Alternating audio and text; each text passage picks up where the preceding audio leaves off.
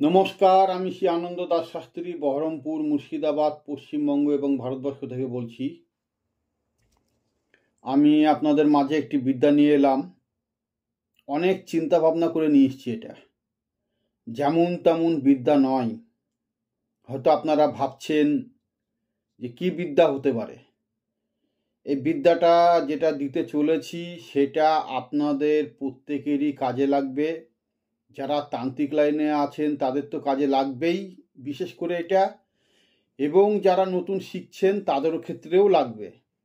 এবং যারা অনেকে বই পড়ে, খাতাপত্র পড়ে এবং অনেক চ্যানেল থেকে মন্ত্র নিয়ে যেসব বিদ্যা খাটে না, কিংবা আগে প্রচণ্ড পরিমাণে সেই সব বিদ্যাগুলো আপনারা যে কাজে খাটাতেন সেই কাজে এটা আপনারা রেজাল্ট পেতেন, কিন্তু ইদানিং দেখা যাচ্ছে আপনাদের সেসব বিদ্যার রেজাল্ট কিংবা তার ফলাফল দিন দিন কমে যাচ্ছে। অনেক ক্ষেত্রে কি হয়, সেসবের তেজ কিংবা পাওয়ার আস্তে আস্তে বিলুপ্ত হয়ে যায়। সেইগুলো আপনাদের কাছে আর পরে কার্যকারী হিসাবে খাটে না কিংবা ফলন দেয় না। তো যাই হোক, যে সমস্ত বিদ্যা আপনাদের আগে কাজ হতো এখন কাজ হচ্ছে না, অনেক জায়গায় রেজাল্ট পেয়েছিলেন কাজকর্ম করে, এখন সেই সমস্ত বিদ্যা এখন ফলাফল হচ্ছে না কিংবা কাজে খাটাতে পাচ্ছেন না, সেই সমস্ত বিদ্যাকে আপনারা আবার পুনরায় যাতে ফিরে পান এবং আপনাদের কাজে লাগে, সেই বিদ্যাকে শক্তিশালী করতে আপনাদেরকে আজকে একটি বিদ্যা আমি হাতে তুলে দেব। এই বিদ্যাটা প্রচণ্ড পাওয়ারফুল। তার কারণ এই বিদ্যা হচ্ছে স্বয়ং ব্রহ্ম মন্ত্র কিংবা ব্রহ্মাস্ত্র। এই মন্ত্রটা দিয়ে আপনারা যে কোনো বিলুপ্ত হয়ে পড়ে থাকা এবং আপনাদের যে আগে কাজকর্ম হতো, ফলাফল হতো, রেজাল্ট দিত, সেই সমস্ত মন্ত্রতন্ত্রকে জাগরণ করা এবং জাগৃত করা। তো যাই হোক, আপনারা এই মন্ত্রটাকে কেউ ছোটোভাবে নেবেন না এবং ছোট ভাববেন না। এই মন্ত্রটার বিশাল পাওয়ার আছে। এই মন্ত্রটা আমি আজকে আপনাদেরকে হাতে তুলে দেব। এর নিয়ম এবং কীভাবে আপনারা কর্মে খাটাবেন এবং এর মন্ত্রটাও আমি বলে দেব। আপনারা এই বিস্তারিত জিনিস সম্বন্ধে জানতে গেলে আপনাদেরকে ধৈর্য ধরে ভিডিওটা পুরোটাই দেখতে হবে। না কেটে, না টেনে, না স্টিক করে আপনারা ভিডিওটা কখনোই দেখার চেষ্টা করবেন না, নাহলে এই মন্ত্রের গুণাগুণ এবং নিয়ম সম্বন্ধে কিচ্ছু বুঝতে পারবেন না। তো যাই হোক, আমি আগে আপনাদেরকে মন্ত্রে আসি। এই মন্ত্রটা আপনারা লিখে নেবেন কিংবা আপনারা কোনো জায়গায় নোট করে রাখতে পারেন, কিংবা আপনারা রেকর্ডিংভাবে আপনারা শুনে শুনে মুখস্থ করতে পারেন। তো মন্ত্রটা আমি আপনাদেরকে আগে বলছি, আপনারা আগে শুনুন, তারপরে এর নিয়মটা আমি বিস্তারিত আলোচনা করব। ওং নমো, ওং নমো, ওং নমো পরম ব্রহ্মদেব। হে ব্রহ্ম, জাগো জাগো ব্রহ্মদেব তুমি। যক্ষ পক্ষ তক্ষ মক্ষ ভক্ষ, এই পঞ্চ তত্ত্ব নিয়ে নাহি ব্রহ্মাণ্ড উঠি আমি অমুক কাজে, মানে এখানে যেটা আমি অমুক উল্লেখ করলাম, এই জায়গাটা করে আপনারা হয়তো যে কোনো কাজে আপনারা যে কাজে লাগাবেন সে কাজের এখানটায় করে আপনারা নাম দিবেন। হয়তো বশীকরণ, বিচ্ছেদ, মারণ, উচ্চাটন, বিদ্বেষণ কিংবা ঝাড়ফুঁক, ঠিক আছে, যেটা আপনাদের ভালো লাগবে সেটা আপনারা সেই বিদ্যার নামটা ঘন্টায় করে দিবেন। যে মন্ত্র হয়তো আপনাদের কাজ করছে না, দেখা গেলো সেই মন্ত্রটা হয়তো বশীকরণের হতে পারে, তাহলে ওখানটা করে বশীকরণ বলবেন।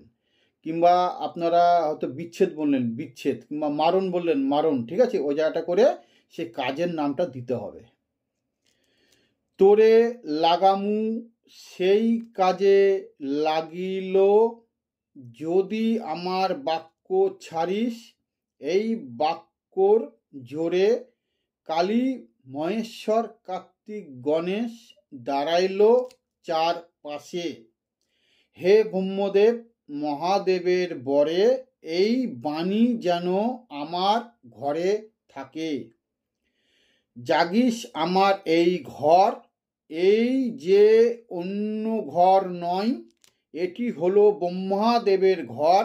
যদি অন্যথায় রও, মহেশ্বর কার্তিকের লিঙ্গ ছিঁড়ে পড়ে মহাদেবের মুখের উপর।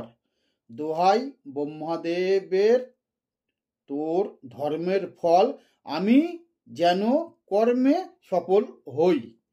এই ছিল হচ্ছে মন্ত্র। আমি আর একবার বলে দিচ্ছি, ভালোভাবে আপনারা ভালো করে শুনে নেবেন।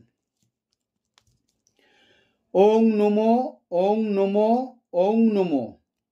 পরম ব্রহ্মদেব হে ব্রহ্ম, জাগো জাগো ব্রহ্মদেব তুমি। দক্ষ পক্ষ তক্ষ মক্ষ ভক্ষ, এই পঞ্চতত্ত্ব নিয়ে নাহি ব্রহ্মাণ্ড উঠি আমি। অমুক কাজে তোরে লাগামু, সেই কাজে লাগিল। যদি আমার বাক্য ছাড়িস, এই বাক্যর জোরে কালী মহাদেবের কালী মহেশ্বর কার্তিক গণেশ দাঁড়াইল চার পাশে। হে ব্রহ্মদেব মহাদেবের বরে, এই বাণী যেন আমার ঘরে থাকে। জাগিস আমার এই ঘর, এই যে অন্য ঘর নয়, এটি হলো ব্রহ্মদেবের ঘর। যদি অন্যথায় রও, মহেশ্বর কার্তিকের লিঙ্গ ছিঁড়ে পড়ে ব্রহ্মদেবের মুখের উপর। দোহাই ব্রহ্মদেবের, তোর ধর্মের ফল আমি যেন কর্মে সফল হই। এই ছিল মন্ত্র। এই মন্ত্রটা আপনারা কিভাবে কাজ করবেন সেটা আমি বলে দিচ্ছি আপনাকে। এই মন্ত্রটা আপনারা 7 বার পড়বেন। একবার করে মন্ত্র বলবেন, ফু দিবেন, একবার করে মন্ত্র বলবেন, ফু দিবেন, একবার মন্ত্র পড়বেন, ফু দিবেন, এইভাবে 7 বার সে জলের উপর ফু দিতে হবে। এবার আমি বলি যে আপনারা কোন জল ব্যবহার করবেন, এটা জানার ব্যাপার আছে, আর কোন দিন কাজটা করতে হবে। যে কোনো মাসের প্রথম পূর্ণিমার প্রথম শনি কিংবা মঙ্গলবার যেটাই পড়বে, প্রথম মাসের পূর্ণিমাতে যে শনি মঙ্গলবার পড়বে, মানে পূর্ণিমা হয়ে গেল, পূর্ণিমা হয়ে গিয়ে দেখবেন শনিবার পড়ে গেল, তো শনিবারটাকে ধরবেন, আর যদি মঙ্গলবার পড়ে তা মঙ্গলবারটাকে ধরবেন। আপনাদেরকে আমি বারবার করে বুঝিয়ে দিচ্ছি, আপনারা ভালো করে বুঝে নেন। প্রথম মাস, যে মাস শুরু হয় সে মাসের যে পূর্ণিমা থাকে, সে পূর্ণিমাটা যেদিন চলে গেল বেরিয়ে, সেই দিনের পরে যে মঙ্গলবার প্রথম কিংবা শনিবার প্রথম যেটাই পড়বে, সেই দিনটাকে আপনারা ধরে নেবেন। সেই দিন আপনারা সূর্য ওঠার আগে আপনারা কোনো নদীতে, যে নদীতে জল দাঁড়ায় না চলে যায়, ঠিক আছে, জল দাঁড়ায় না চলে যায়, গঙ্গা হতে পারে, কাবেরী হতে পারে, যমুনা হতে পারে, কিংবা কোনো খাল বিল হতে পারে, জলঙ্গি নদী হতে পারে, ঠিক আছে, যার আশেপাশে এরকম যার নদী পাওয়া যাবে, সেই নদীতে সূর্য ওঠার আগে আপনাদেরকে চলে যেতে হবে। কি কি নিয়ে যেতে হবে? একটি পান, একটি সুপারি, একটি বাতাসা, আর একটি কলা। এই কটা পানের উপর দিয়ে আপনারা একটুখানি সিঁদুর দিয়ে দিবেন, দিয়ে 3টে ধূপকাঠি জ্বালিয়ে আপনারা সেই নদীকে আহ্বান জানাবেন। যেভাবে হোক ধূপকাঠি সমেত আহ্বান জানিয়ে তাকে বলবেন স্মরণ করে যে আমি এই জল নিয়ে যাব, আপনি আমাকে আশীর্বাদ করেন। সেইখানে আপনারা উপরে ডাঙার উপরে পান সুপারি বাতাসা এবং কলা যেটা দেওয়ার সে পানের উপর দিয়ে আপনারা 3টে ধূপকাঠি দেখিয়ে প্রণাম করে ওখানে দেবেন। দিয়ে আপনারা ঘটি কিংবা আপনাদের লোটা কিংবা যে কোনো জিনিস আপনারা যখন জলে স্নান করতে যাবেন একটা ডুব মারতে হবে দম বন্ধ করে, ঠিক আছে? দম বন্ধ করে। তার সঙ্গে কি নিয়ে যাবেন? একটা বেলপাতা নিখুঁত, একটা লাল জবা ফুল নিখুঁত, আর একটা আপনারা ধুতরো ফুল নিয়ে যাবেন নিখুঁত, আর যে কোনো একটা ফল, আপেল হতে পারে, কলা হতে পারে, আম হতে পারে, যে কোনো জিনিস গোটা নিখুঁত ফল, এই সব জিনিসগুলো আপনাদেরকে নিয়ে যেতে হবে নিখুঁতভাবে। দিয়ে আপনারা জলের মধ্যে নেমে সেটা অর্পণ করে দেবেন জলদেবীকে, যে আমি আপনাকে দিলাম, ঠিক আছে? দিয়ে এক ডুবে নিঃশ্বাস বন্ধ করে, লোটা হোক ঘটি হোক, এক ডুব মেরে সেটা দম বন্ধ করে ঘটিটা মাথায় করে নিয়ে আপনারা সোজা আপনাদের জায়গায় নিয়ে চলে যাবেন, ঠিক আছে? মাথায় করে উঠবেন একবারে ডাঙা পর্যন্ত, জল থেকে ডাঙা পর্যন্ত। দিয়ে আপনারা যেভাবে হোক নিয়ে যাবেন। ওই জলটা কোথাও রাখবেন না, শূন্যে রাখবেন, শূন্যে, একদম শূন্যে রাখতে হয়। কোনো টেবিলের উপর, কোনো তাকের উপর, কিংবা আপনার দড়ি বেঁধে উপরে টানি রাখেন। সবসময় মাথায় রাখবেন এটা মা বসমাতা যেন এটা টাচ না হয়। যদি টাচ হয়ে যায় তাহলে কিন্তু সে বসমাতা মা ওটা টেনে নিবে, টেনে নিলে আর কোনো কার্যকরী হয় না, হবেও না। তার জন্য সাবধান আপনারা। এর নিয়ম কিন্তু আপনাদেরকে মানতে হবে। নিয়ম যদি না মানেন কোনো কাজ করতে পারবেন না। সেই জল আপনারা নিয়ে আসবেন। নিয়ে আসার পর আপনারা যখন মন্ত্রটা চালাবেন 7বার পরে, 7বার যখন ফু মারবেন তখন উঁচু জায়গায় রাখবেন, টেবিলের উপর হোক, কোনো তাকের উপরে হোক, কিংবা আপনারা তার সামনে একটা টেবিল পেতে রেখে দেবেন, চেয়ার পেতে রেখে দেবেন, যা খুশি আপনারা রেখে এই মন্ত্রটা 7বার বলে 7বার আপনারা ফু দিবেন। তো দেওয়ার পর আপনারা এই জলটা আপনারা 3বার খাবেন। এইভাবে নিবেন, ঢালবেন, ঢেলে 3বার খাবেন, ঠিক আছে? ব্রহ্মদেবের নাম করে 3বার খাবেন। খাওয়ার পর একটু মাথায় ফাথায় ছিটি দিবেন, আর যে সমস্ত মন্ত্র বই টই আছে সেসব জায়গায় একটু ছিটি ফিটি দিবেন। আর এই জলটাকে আপনারা রিজার্ভ করে রাখবেন, উঁচু জায়গাতে রাখবেন। যখন যখন কাজ করতে যাবেন এই জলটাকে একটু ছিটি ছিটি দিয়ে আপনারা কাজ করবেন, তাহলে পাওয়ারটা বেড়ে যাবে, ঠিক আছে? আর আরেকটা আমি জিনিস বলে দিচ্ছি, ভালো করে শুনে রাখুন, মন দিয়ে শুনে রাখুন। ধূপ তৈরি করবেন, ধূপ, ঠিক আছে? সেই ধূপটা আপনারা মানে মিক্স জাতীয় জিনিস তৈরি করবেন, ভালো ভালো দামি দামি জিনিস দিবেন ওখানে ধূপের মধ্যে। গুগ্গুল, তারপরে আপনার ওর মধ্যে আপনার কি বলে পঞ্চ যে শস্য পাওয়া যায়, ঠিক আছে?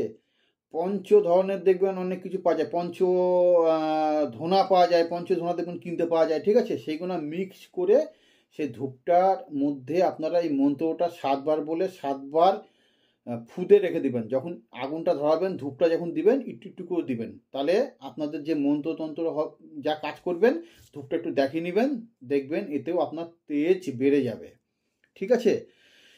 এই ছিল আমার বলার।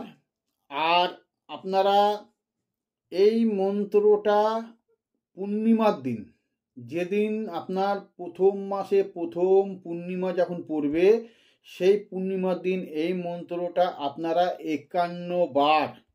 51বার রুদ্রাক্ষর মালায় এটা জপ করে নেবেন। সামনে একটা প্রদীপ জ্বালিয়ে নেবেন ঘিয়ের, ঠিক আছে? উত্তর দিকে মুখ করে আপনারা এটা কাজটা করবেন। 3টে ধূপকাঠি জ্বালিয়ে নেবেন, দিয়ে এই মন্ত্রটা আপনারা 51বার পড়ে এটা সঞ্চয় করে নেবেন, ঠিক আছে? এটা আপনার পাওয়ারটা চলে আসবে।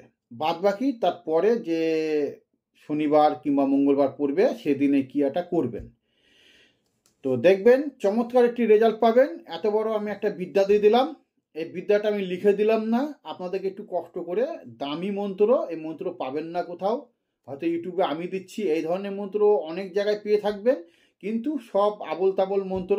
আমার এই বিদ্যাটা দিয়ে আপনারা কাজ করবেন, কীরকম কাজ পাচ্ছেন না পাচ্ছেন আমাকে বলবেন ফোন করে যে কাজ পেয়েছি কিনা। আমি এইটুকু আপনাদেরকে বলবো, ভুলভাল মন্ত্র পাবেন না। অন্যান্য চ্যানেলে হয়তো কেটে দেবে, ভুলভাল বলবে, নিয়ম টিয়ম ঠিক বলবে না। আমি নিয়মও আপনাদেরকে সঠিকভাবে দিলাম, মন্ত্রটা সঠিকভাবে দিলাম।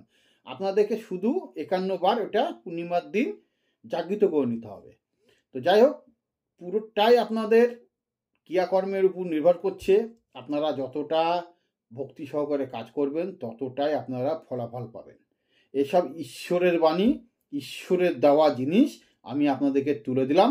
আমি কেউ নয়, আমি দেনেওয়ালা কেউ নয়, আর আমি এর কর্মের ফলাফল দেনেওয়ালা কেউ নয়। কর্মের ফল সব উপরালা দেবে। ঈশ্বর আছে, ভগবান আছে, তারাই দেবে। এই কর্ম আপনাদেরকে সঠিকভাবে করতে হবে। কর্মের ফলাফলটা আপনারা চেয়ে নেবেন, তবেই কিন্তু এটা হবে। সমস্ত কিছু ভক্তির উপর নির্ভর করে, শ্রদ্ধা ভক্তি, ঠিক আছে, মানতে হবে। তো যাই হোক, আমি এই মন্ত্রটা আপনাদেরকে দিয়ে দিলাম, ব্রহ্ম মন্ত্র, ব্রহ্মাস্ত্র মন্ত্র যেটা বলা হয়। আপনাদের পুরো জিনিসটাই পুরো রিটার্ন ফিরে আসবে।